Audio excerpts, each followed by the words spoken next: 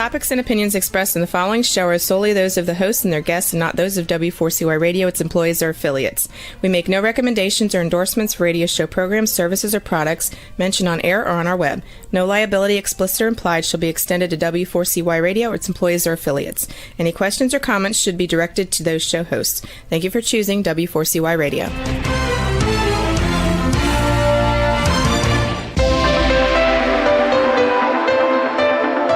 Churchill said, "Those who fail to learn from history are condemned to repeat it."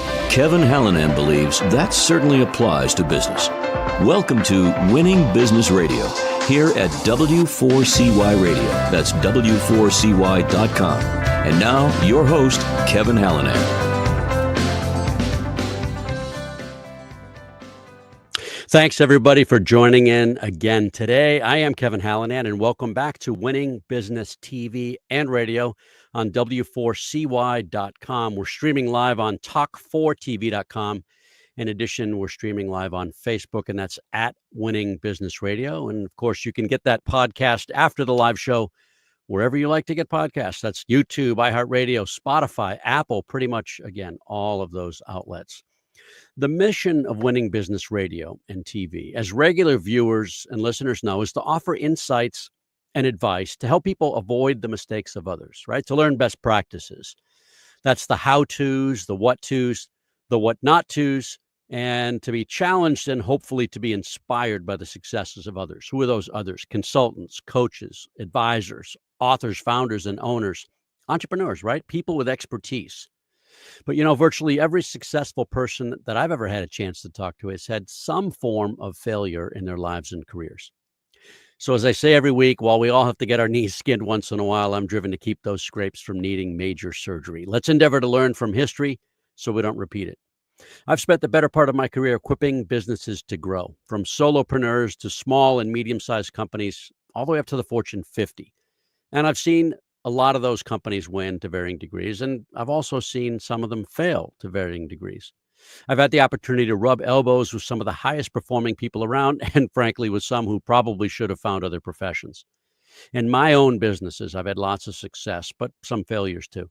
And I like to think I've learned a lot from those experiences. So yeah, you'll hear from me, my opinions and insights, because anyone who knows me will tell you that I have a hard time staying quiet. But more importantly, together we'll hear from experts, those consultants, coaches, authors, advisors, founders and owners, entrepreneurs. And today is no exception. My guest is Kathryn Tague. She's a branding and digital communication expert and founder of Influence Digital Media. Here's your bio. Kathryn was the senior executive editor of the Good Men Project, the world's leading progressive men's publication, for 9 years, and was the director of media partnerships and social media branding, strategy, and content strategy for 6 years. She's been a writing coach, storytelling coach, and book development coach since 2016, with over 100 titles in her editing and publishing portfolio. Of those, over 99% have been listed as bestseller, best new release, and top-selling books on Amazon. She works with high-level influencers, entrepreneurs, and coaches to bring their stories to life and elevate them to the status they deserve. Influence Digital Media provides comprehensive branding and digital communication services. Kathryn and her team specialize in growing personal and business brands for entrepreneurs and multi-million-dollar companies, offering full-service social media content and branding from strategy to implementation, easy for me to say, and analytics. Kathryn, welcome to Winning Business Radio. Having me. How's that? That was great. Right? Thanks for having me. Oh, you're so welcome. I appreciate you being here. I know how busy you are. So I want to get some background on you. I always like our listeners and viewers to know kind of where someone came from. So kind of tell us where you grew up. Let's start there. I grew up in the Midwest. Mm-hmm. I was born in Lansing, Michigan. Both of my parents are Michigan State alumni. Mm-hmm. Cool. So they hate Ohio State. You're telling me. Yeah, probably. When I was, not even a teenager yet, and they divorced, and my mom moved to Chicago, and so we split time between Chicago and Michigan. Yep. With our parents back and forth there. In 2001, I moved to Austin, Texas. I was 21 years old. Cool. I was ready for a change. We had the worst winter storm they'd had in like 20 years. We got like Wow. 4 feet of snow in 24 hours. And I was like, Wow. I'm out. That's it, right? That's it. Yes. And lived in Austin for the next 20 years. I went to college in Texas. I met my daughter's father in Texas. We, had a family. We were together for 12 years. Late 2019, that relationship ended, and the girls and I moved to Utah. And we were in Utah until this last July, and now we're back in Texas. Very good. We'll talk about that too. So what was it like growing up in kind of splitting time, which many, many, many people do? I think we thought it was exciting at first. We got to ride the train. So think, late 80s, early 90s. Yeah. I don't know if it's because we didn't have the internet or if my sister and I were just exceptionally mature for our age, but our dad would put us on Amtrak in Kalamazoo, and we would take the train down to Chicago. Amtrak actually let off in the basement of the building downtown where my stepfather worked. He worked in the building that's shaped like this. Yeah. And so he could just walk down from his office, and we'd get off the train and he'd be there waiting for us, and we'd hop on the L and we'd go to their house and then back again. So, I think if we had been a little bit older, it may have been a little more difficult for us, but we were young enough when they initially separated that I don't want to say it's all that we knew, because I certainly remember my parents being together, but it was just normal for us at that point. So what did or do your parents do? So my dad has a degree in medical technology, and he worked for the American Red Cross. He started in the lab and then advanced into administration.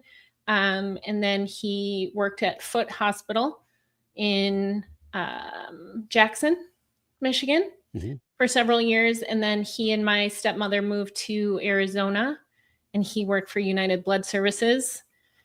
And by then he was in a lot of research and development and administration stuff. He worked with stem cell research. He worked on cancer research. Wow. That sort of field of study for him. My mom was a homemaker. She studied to get her social work degree in college and had kids and never finished. So that was her thing. I get that. What were your early interests? So eventually we're going to get to how you made it into marketing and branding, but not yet. What were your early interests? Reading. Yeah. I was a voracious reader. I had a college level reading level by the time I was 7 or 8 years old. Wow. There was a lot of freedom in reading for me. We grew up in a very religious household. And so we didn't really watch TV, and we didn't really listen to like modern music type stuff. So reading was somewhere where I could go and I could kind of like explore the world and explore different cultures and different fiction, societies. nonfiction, all of it. Yeah, all of it. Clara Barton, who is the founder of the American Red Cross. Yeah, she was one of my heroes when I was young. Cool. I read a lot about American history. I read a lot about European history. I had a period of time where I was fascinated by the Greeks and Romans.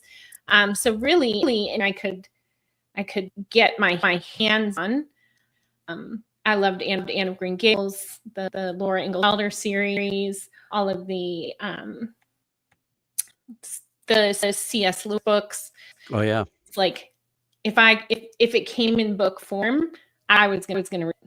So how did that background in reading, here's the segue, right? How does that help you today? Well, helps because readers are leaders, right? Leaders are readers. I'm with you. A lot of what I do as a business owner, not in the business, but on the business, focus on leadership, right? I do a lot of, work with small businesses and, startups and entrepreneurs. And the things that I've found over the years that is a sticking point for a lot of this is how to step into leadership role, because there's such a huge difference between leadership and management. They tend to it's really easy to manage. It's a lot harder to right. We're not necessarily taught what the difference is there. But it all helps. That is true, by the way. Communication, right? Like having a big vocabulary even before I became a writer and editor and started book space. Being able to communicate clearly and pick up clues and whether you're reading or writing or face-to-face conversations. I've not been confident in my ability to communicate. Excellent. So what did you study in college? Political science with a minor in psychology and sociology. So, and what did you have in mind with those degrees? At the time, I was going to go to law school. Cool. Yeah. I wanted to get a law degree. I wanted to focus on constitutional law. I hoped to someday work with the Southern Power Center and the ECOE. Wow. Yeah. Growing up in the West, we talk a lot about current economic state. And what a lot of people don't realize is the Midwest has been in a depression since the late 60s, early 80s. Yeah, losing a lot of manufacturing, et cetera, right? So much manufacturing, all of the mills, GM.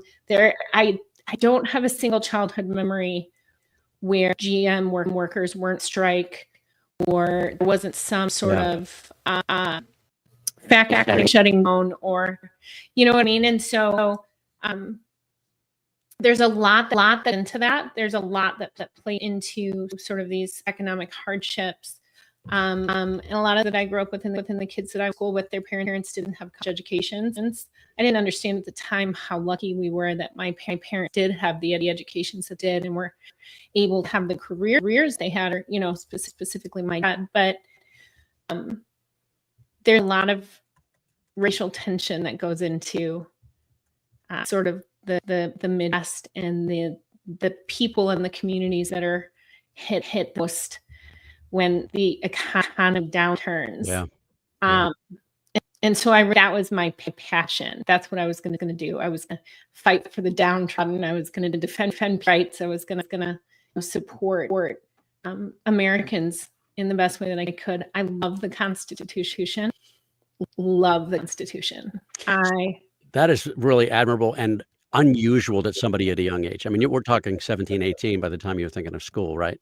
Really unusual. How did you develop that interest and passion, it sounds like? I'm not really sure. Yeah. My dad had 3 brothers who were in the military. His dad was in the military.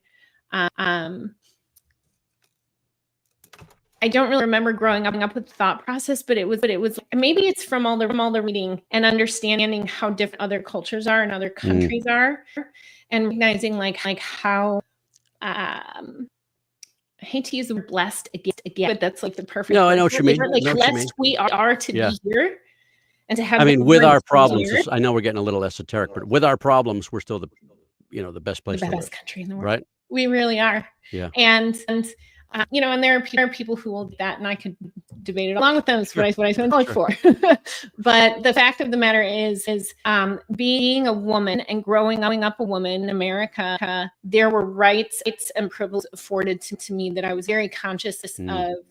That would not have been afforded to me in other countries. Our church used to sponsor families from Vietnam, from Nigeria, from some Middle Eastern countries come here. And one of the stories that I was consistently hearing, and you figure I was 5-7 years old when we were, sponsoring these families, but was that their girls educated. And the reason their families came here is they either couldn't obtain education or they were not allowed to be educated. Like at 6-7 years Crazy, old, right? who like just eating books for lunch. I could not understand so, and my parents were always very open, and they would answer our questions to an age appropriate level.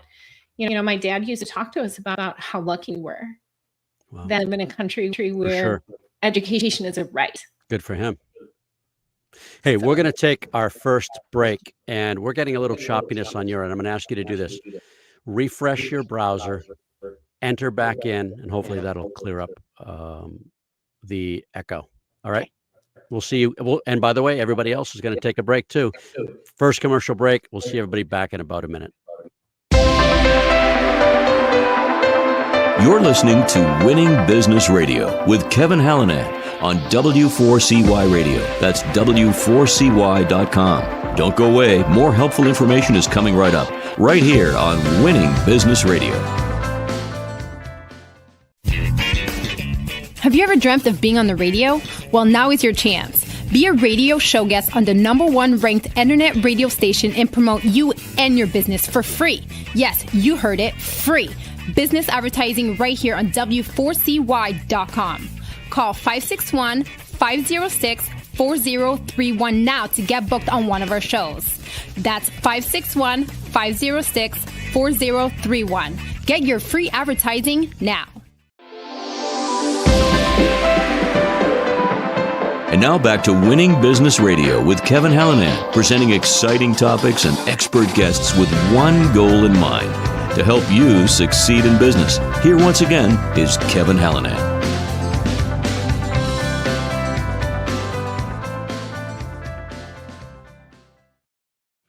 Okay, we are back with Kathryn Tague, branding and digital communication expert and founder of Influence Digital Media. All right, when did you know that you wanted to be in branding and marketing? How long did that take? What was the transition? I mean, what was that progression like?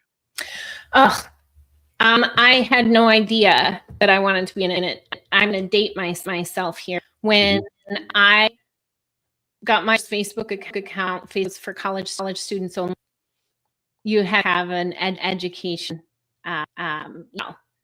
So I was in college at the time.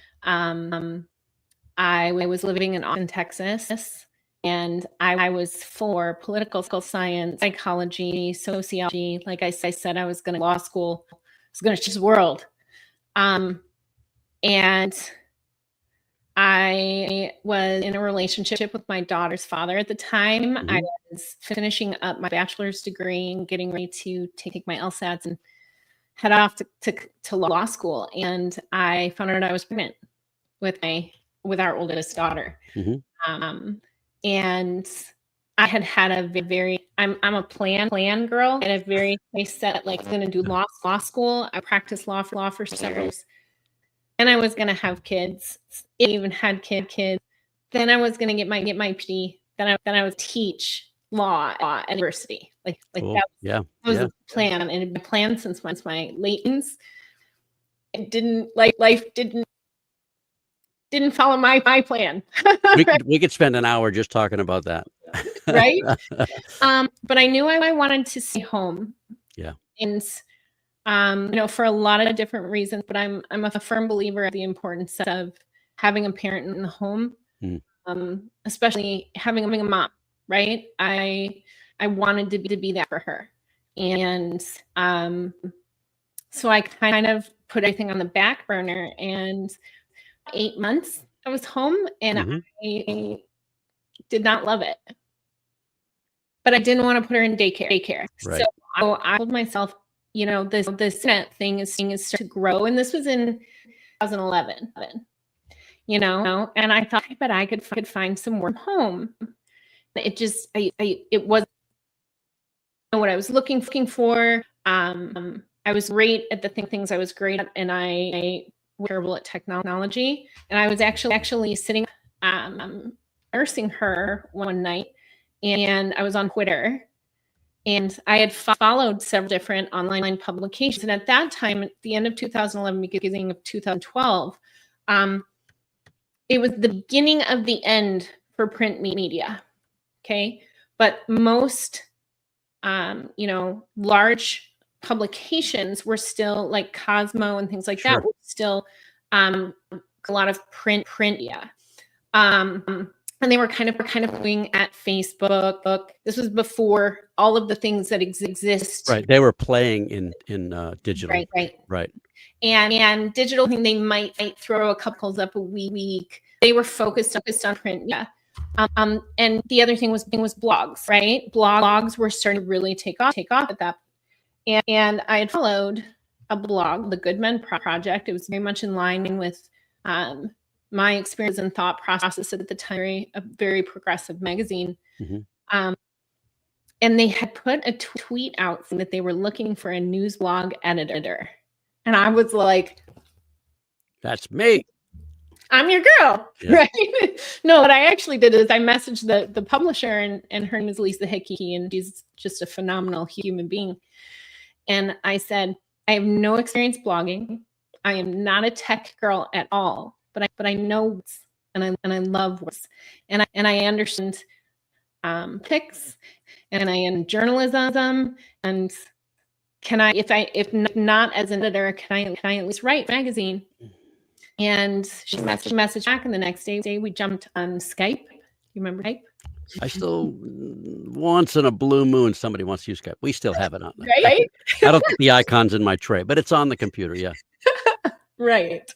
So we jumped on a Skype, and, and she told me, she said this, we don't know what's going to happen with this. Right now it's a blog. That's it. It's a blog. But we're trying to turn it into something else. It was a spin-off of our founder. He's written a book called The Gun Project, and it's an anthology of all the different stories of men, and things come because really at that point in our culture, the feminist movement had started to raise the voice of the. So I actually did some nosing around and looked at some of those articles, and actually found one like pretty close. I was just looking around, nosing around, and I see Andre Tippett. I'm a huge Patriots fan, and in particular a fan of his. And I'd met him once. He coached his kids' football team while I was coaching. I was done coaching my kids, but I was still coaching. And so a couple times I had the opportunity to coach against him. He beat us, but what are you gonna do? Right? Yeah. It's very authentic. I thought his story was very authentic. It is, and that was the heart of the magazine, is to take and the stories about men, for men, by and really start to get them out to the mainstream. The men's magazines at the time that existence were either things like Play or like EQ and Health, and they solid editorial writing, but they weren't focused on men as husbands, men as fathers, as leaders. Stories of men as nurturers, as caregivers. Stories of men who survived abuse. We had all of these stories from women about being single mothers and about surviving, trauma and things like that. And there was very little space. And so that's what the Good Men Project was, which I think it really resonated with me, that we were creating this platform for men, a world that very much made them secondary. So how did you, that's I don't mean to downplay that. I'm thinking in my head, that's really cool. Love that mission. How did you grow that project into what it became? Well, I know that's not a quick question. It's not, and it was right place, right time, right? Mm-hmm. We were figuring out Facebook. We're figuring out Twitter. And when I say figuring out, like, we were getting on marketing calls with the online marketing teams from some of the really large publications, Huffington Post, Maria Shriver's team, some more, like Esquire and GQ. And we would get on these marketing calls, or we would all be connected in a group chat. And at that point it was Google Chat, right? Like Google Meet kind of, the original Google Meet, not the Google Meet. Keep dating myself here. I have a client. We still meet on Google Meet, believe it or not. Okay. Okay. I'm not that old. Yep. But and we did they change the algorithm and then showing up anymore? And what are you doing about this? And then we started getting content, and I had an amazing team with me at the time. Some of them still in online publishing, and just were phenomenal people. And we were all problem solvers, right? And if we noticed that things weren't getting the same amount of views, or they weren't getting reach, and we'd have, calls multiple times a week. And what we were doing without realizing we were doing it is we were learning how to do online marketing. We were learning how boosts worked. We were learning how ads worked. And this is when they were just rolling these things. So Facebook didn't really know how they were going to, they hoped they were in a way. We had direct access to people at Facebook, direct access to Twitter, because they're still in their infancy. You think about it, Facebook didn't go public until 2009, right? And when I say public, it was open to other than college students. Right. It was either 2008 or 2009, and this was the end of 2011. Like, we were still in our baby stage at that point. And so while learning all of that, our editor-in-chief stepped up. And this was at the end of, had to have been at the beginning of 2013, because I was pregnant with my second daughter.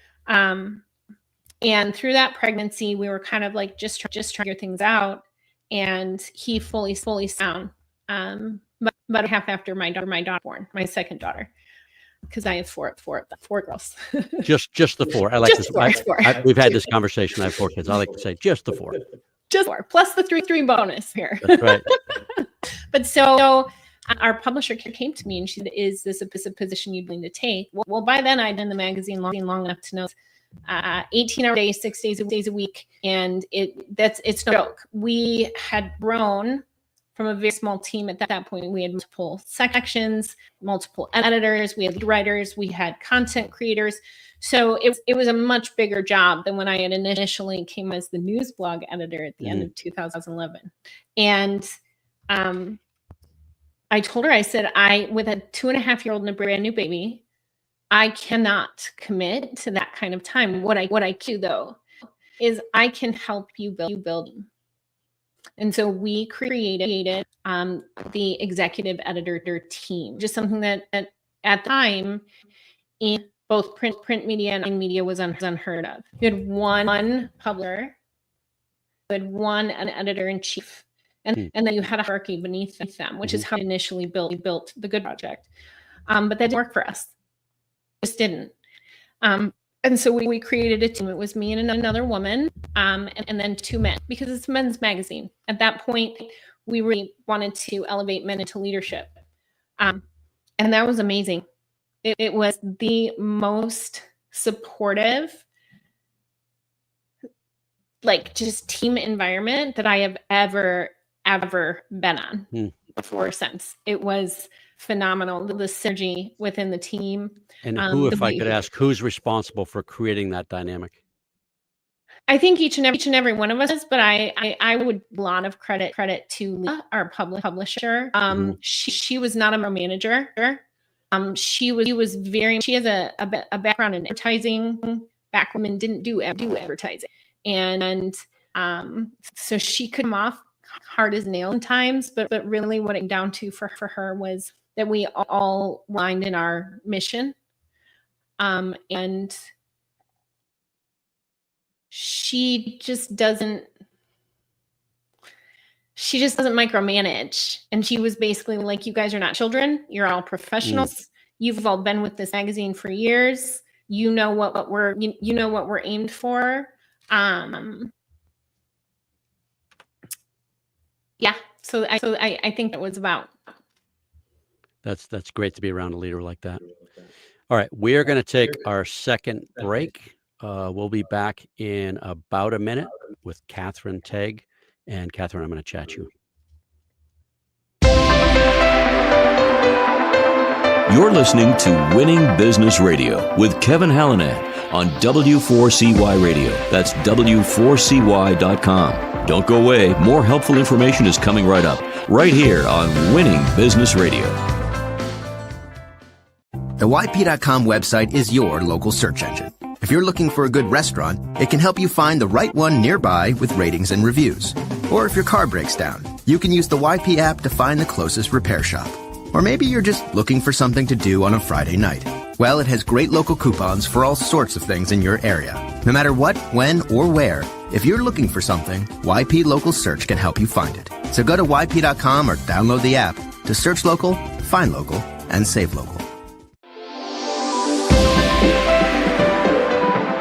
And now back to Winning Business Radio with Kevin Hallinan, presenting exciting topics and expert guests with one goal in mind, to help you succeed in business. Here once again is Kevin Hallinan.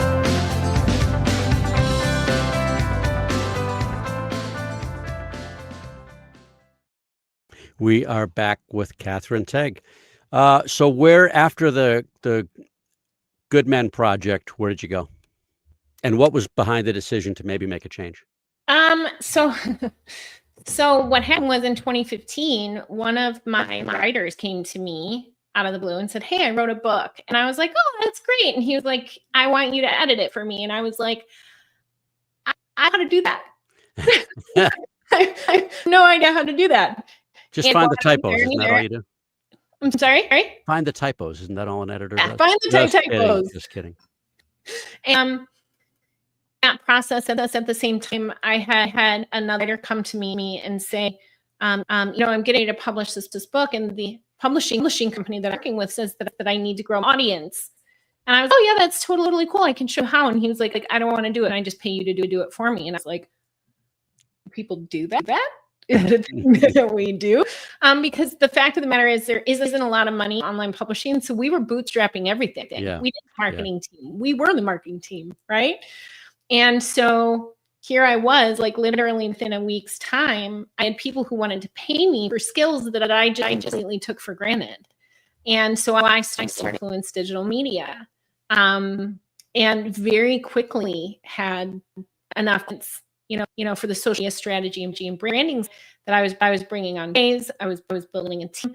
I was learning Create Space, which is now called KDP on Amazon, but way back in the day, the olden days, as my kids called it, it was called Create Space. And I dove in head first, and I started learning everything that I could about online publishing, how to have covers designed. Fiverr wasn't a thing back then. You know what I mean? We were using Upwork. So we would go and we would find graphic designers on Upwork. I started learning about websites and email marketing and podcasting, and it was like hard to explain. It's like I could see the way all of these pieces joined together for the first time in my life, and everything I had learned at the magazine, I got to put into this business. And what was more amazing about it is then we've grown them into the point where we did have a phenomenal team on board. I could really move more into the leadership aspect. It was less day-to-day hands-on. I wasn't and I was going to ask about, sounds like you had more, or the ability to have more work-life balance at that point. Yes, very much so.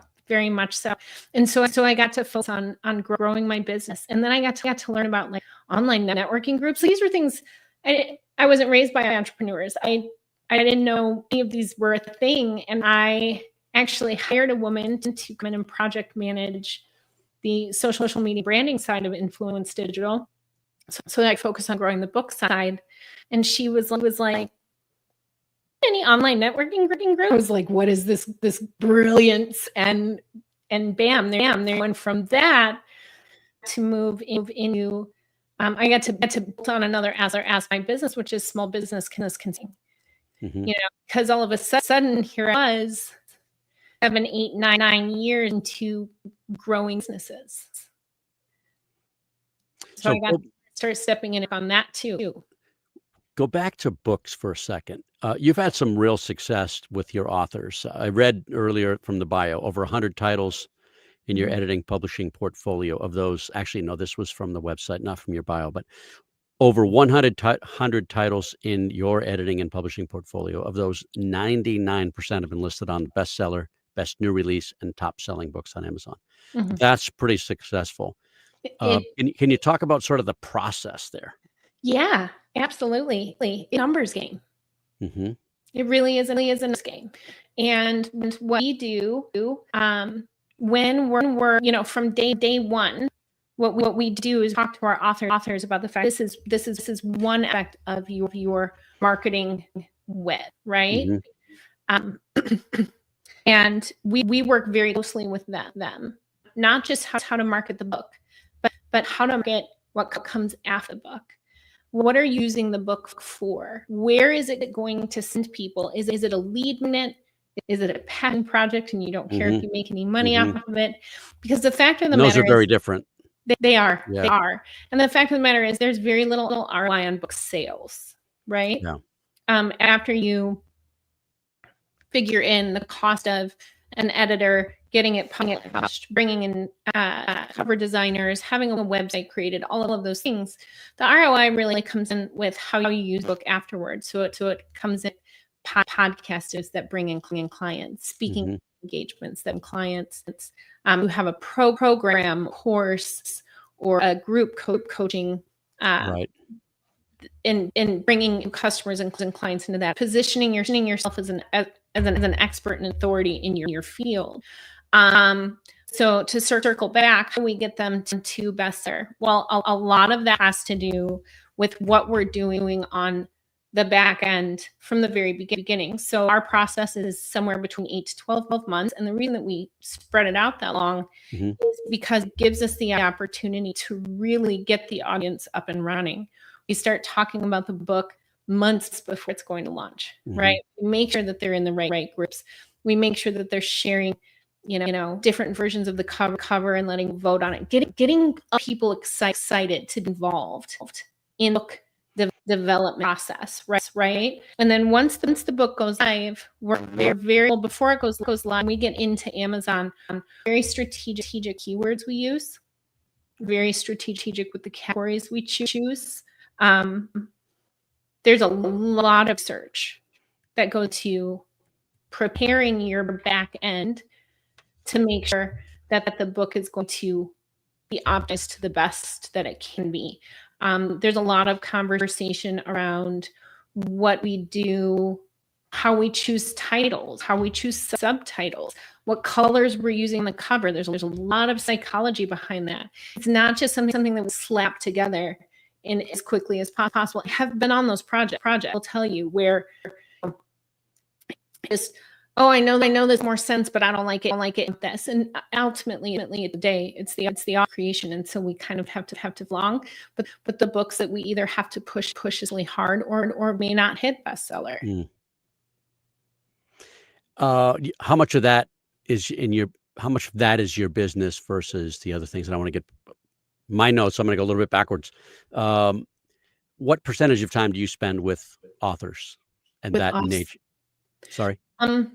It depends. Some of my authors come to me and their manuscript is almost completed, and they really just need someone to run them through the end, right? Yep. Just need to hit the finish line. I don't get as many of those as I used to, and I think that's because so much of my experience has been in the development side of the books, and those authors, they get as much time from me as things they need. Build out the outline. We build up the plan, and we have very deep questionnaires that they get so that we know what direction to take the book beginning. Because if we're in one direction and then it's halfway through, there's a lot of work that we have to tear and redo. And so we'd like to get a lot of clarity. That's where a lot of code comes in, a lot of conversations. Quite often, the first 5 to 6 weeks working with especially a new author who's never written a book before is more about conversations, all of which are recorded, and we get transcripts of. We pull that content for the book. Then we develop the outline. And then from the outline, we have a couple different ways that they can create the manuscript. Some people love to sit down and type. Other people, if I never typed a day in my life, I'm good. So we have different ways, whether it's an interview process or we'll lay out the individual chapters. So have sort of a script, and then they'll talk it to like .com, and then we'll get transcripts. If it's someone like you who has an entire library of recorded content, we may go pull recordings and transcripts from that. I work with a lot of motivational speakers, entrepreneurs, and influencers who have a lot of content. Yeah. Right. And so that helps also with the development. There was a very period of time in the beginning where I was doing a lot of ghostwriting, and that's not something that I do anymore, but I have ghostwriters that I have worked with in the past who are phenomenal. If someone really wants to go that route, I have those people for them too. Cool. All right, let's go back to your branding and marketing work. Who is your for that work? Who's your ideal client? What do they look like? It could be a range, but just help us. Yeah, no, it's shifted. It's really good. I used to work a lot of men, a lot of entrepreneurs. I think probably coming out of the Good Men Project, I was really known in those circles. I with a lot. Now we call them influencers. Back then they were bloggers and vloggers. Yeah. Right? Just really helping them get exposure, explaining how not just social media works, but how to really get your social media optimized and lined up to the point where magazines and online publications coming to you, because really express how they grow their brand, right? So their brand could be them as the individual. Their brand could be their work product as well. Right.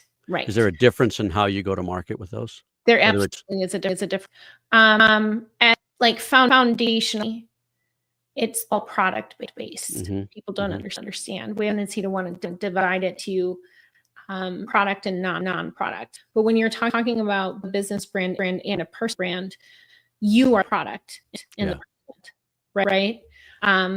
And so sometimes people have a hard time with that, and that, but it's just fact. And if we can really take the emotion of it, the emotion comes later, right? The emotion comes when we're finally creating content, but we're building the brand itself initially, the brand voice, structure, the marketing plan, because branding and marketing are two different things.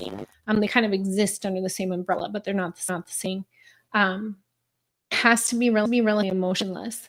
And that quite often when people come to me, they want people to feel. And I read this thing, and about branding is about how you make the feel, and it is publicly the forward facing piece, but back end piece of it has to be very strategic, and it has to be very tactical if you want to succeed at. How long does a branding I think I know the answer, but I'll ask it anyway. How long does a branding project take? It depends on the brand. It really does. And it depends on if working in from the ground floor and we're building it all the way up, or if we're doing a rebrand, or if it's an existing brand that they're really in love with. They just need some fresh eyes on it. They need an infusion of new blood, per se, or new energy, right? And so those are packed differently, and it takes a different period of time. People tend to think that you come in and turn it on, and that's not really how it works. Especially also including social media management and implementation. Something like that can take 6 weeks to fully functioning. I think we live in a society that really instant gratification is how we all exist now. And that's not the way branding and social media works, especially when you're talking about organic. Now, if they want to throw some money into ads and boosts and things like that, that's a different conversation. But we tend to focus more on organic. And I'm a firm believer that slow and steady is the best way to go. It's what makes growth sustainable. It's what gives you the long game and the short game. It's easy to make a lot of cash really fast. It takes a lot more work to sustainably and stably grow business, i.e. cash flow from some social media and from building a brand. We see a lot of people over the years, and I've been doing this for, if we count the Good Project, for 13, 14 years now. And I've seen a lot of people who came in hard and heavy and fast, and they grew really, really fast, and it's not sustainable. I was just going to say, yeah, it's probably not sustainable. They stop spending that money, and all of a sudden they're not seen, right? Right. Yeah. Right. And all of the platforms have become very much pay to play. And so you understand how pay to play works, because it's like you want to feed them a little bit, but you want to feed them $3 to $5 a day, $300 to $500 a day. Then when you know your marketing budget in the first 6 months and you have to dial it back, all of them, they're like, well, but we're paying us all these dollars, and now you're not. So sorry. You know what I mean? All right. I've got a little bit of an end game in the next few minutes, but who are your clients? Who are my clients? Oh, you asked me that earlier. I started with men. It's shifted a lot. I am working with a lot of female entrepreneurs, cool, yeah. women who are like me, women who got started early on, who have built really phenomenal, amazing things, and now they're tired, right? They're maybe tired of being the driving force behind things. They're tired of always having to be the girl. Maybe they have teams. Most of them have teams at this point. For a long time, they didn't have teams, and it was just them. So part of what we would do would come in, and we would bring, we'd help them bring in a team, and then we would train them on their social media. I don't an agency, so I don't have social media management clients for long periods of time. We're much more set up to get your team trained, to get your team functioning well. We'll design the strategy. We will be supportive. I do have an in-house social media manager who is phenomenal, who does have an agency. And so when someone comes to me, they're like, I want a long-term engagement with you. Awesome. I got a girl for you. Because I'm not your girl. I'm 7'7", so I'm not your girl. All right. Last couple of questions here. Who in the listening and viewing audiences should reach out to you, and why? Oh, that's a really good question. I guess, my gut reaction is anyone who has a story to tell. That really is, we talked a lot about the business aspect of it, but like my passion goes back to when I was a little bitty girl, and it's those stories. It's stories. I love hearing people's stories. I think our stories make us who we are. For sure. And there's so much magic. People come to me all the time and they say, why should I write a book? I don't have anything unique to say. But you're unique and your stories are unique. Maybe what you're teaching is normal business teaching stuff. Okay. But you are what makes it unique. Your stories are what make it matter. We could write the same book 37 times and it would be every time because everybody's different as a story. Story is different. So true. All right. We are unbelievably out of time.